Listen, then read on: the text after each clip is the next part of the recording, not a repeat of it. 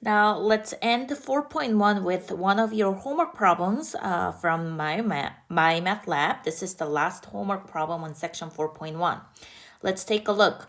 Use the given graph of f prime of x to find the interval on which f of x is increasing, the interval on which f of x is decreasing, local extrema, sketch a possible graph of f of x. So this is very similar. This is what we've been doing. Reuse, instead of doing all this number line, they give you the sketch of our prime function, so it's even easier. So you can see, kind of like you can partition this one, create a number line, right? Indicate these points because that's our critical value. So partition using -4 and +2. And remember, this is information about prime.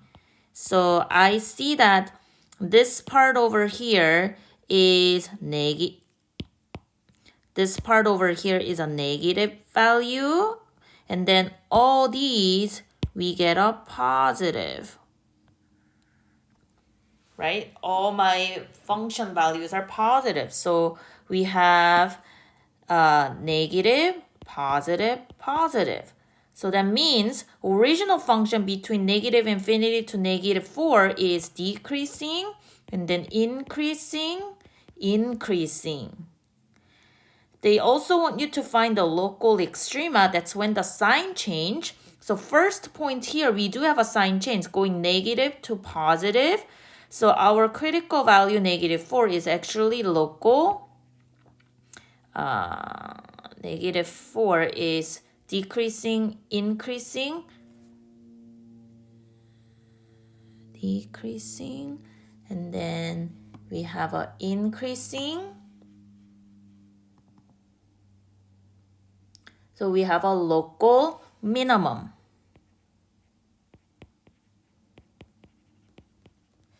Okay. So let's answer that. Part A, function is decreasing. So part A, where? -infinity to -4. Function is increasing. Two parts.